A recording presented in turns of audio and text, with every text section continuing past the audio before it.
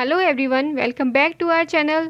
और आज हम इस वीडियो में बात करने वाले हैं टेक्सोनोमिक कैटेगरीज़ के अरेंजमेंट के बारे में। तो हमारी एनसीईआरटी में 7 कैटेगरीज़ मेंशन है टेक्सोनोमी की। तो इन्हीं के अरेंजमेंट को हम हायरार्किकल अरेंजमेंट बोलते हैं। यहाँ से क्वेश्चंस एवरी ईयर ऑलमोस्ट पूछा ही जाता है, एक ना एक क्वेश्चन हमेशा ही आता है। इसलिए मैंने एक टॉपिक जो है वो सिलेक्ट किया है आप लोगों को बताने के लिए, समझाने के लिए। तो चलिए हम देख लेते हैं इसके अरेंजमेंट क्या है। ये एनसीईआरटी का डायग्राम है और इस डायग्राम में उन्होंने इसका अरेंजमेंट, हायरार्किकल अरेंजमेंट जो है वो असेंडिंग ऑर्डर में किया हुआ है। तो अब इसको रटकर तो हमें ऐसे कन्फ्यूज़न हो जाएगा, तो हम सारा भूल सकते हैं। तो इसके लिए हम एक छोटी सी ट्रिक बना लेंगे जिससे हम भूलेंगे नहीं और हमारा क्वेश्चन गलत नहीं होगा एग्ज़ाम में।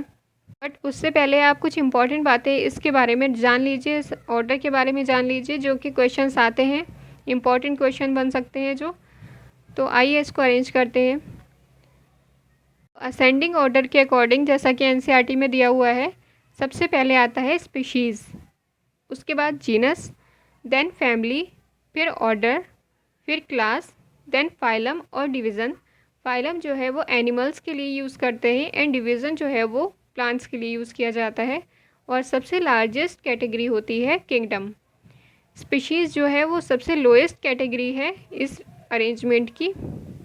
तो स्पीशीज़ से किंगडम तक जाने में नंबर ऑफ़ कॉमन कैरेक्टर्स जो होते हैं वो डिक्रीज़ हो जाते हैं। सबसे कम कॉमन कैरेक्टर जो होते हैं वो किंगडम में होते हैं और सबसे ज़्यादा स्पीशीज़ में होते हैं कॉमन कैरेक्टर्स। तो यही क्वेश्चंस बन के आ सकते हैं कॉमन कैरेक्टर के ऊपर, किंगडम के और स्पीशीज़ दोनों का पूछ सकते हैं। और नंबर ऑफ़ ऑर्गेनिज्म जो होते हैं वो स्पीशीज़ में सबसे कम होते हैं और किंगडम में सबसे ज़्यादा होते हैं। तो इसी अरेंजमेंट के अकॉर्डिंग, असेंडिंग ऑर्डर के अरेंजमेंट के अकॉर्डिंग ही हमें क्वेश्चंस के आंसर करना है। तो यहाँ पर एक क्वेश्चन मैं आपको दिखा रही हूँ, इसको हमें अरेंज करना है डिसेंडिंग ऑर्डर में। तो आप लोग इसका आंसर मुझे कमेंट करके बताइए कि हम इसको डिसेंडिंग ऑर्डर में किस तरह अरेंज करेंगे। ओके, तो उससे पहले अब हम अपनी ट्रिक देखते हैं कि इस कैटेगरी को, इस ऑर्डर को याद कैसे करके रखना है जो हम भूलें ना और हमें कन्फ्यूज़न ना हो एग्ज़ाम में। तो चलिए हम स्टार्ट करते हैं अपनी ट्रिक। तो पहले आता है स्पीशीज़, जीनस, फिर फैमिली, देन ऑर्डर, फिर क्लास, फिर फाइलम और डिवीज़न, देन किंगडम। इसी ऑर्डर के अकॉर्डिंग हम अपनी ट्रिक को बनाएंगे। तो एक एसपी होते हैं जो कि बहुत ही ज़्यादा स्ट्रिक्ट हैं और वो बच्चों की क्लासेस भी लेते हैं, अपने काम के अलावा बच्चों की क्लासेस भी लेते हैं। तो आज ये ट्रिक उन्हीं के ऊपर है। एसपी यानी कि स्पीशीज़, जी यानी कि जीनस, एसपीजी फैमिली और क्लास पर राज करते हैं।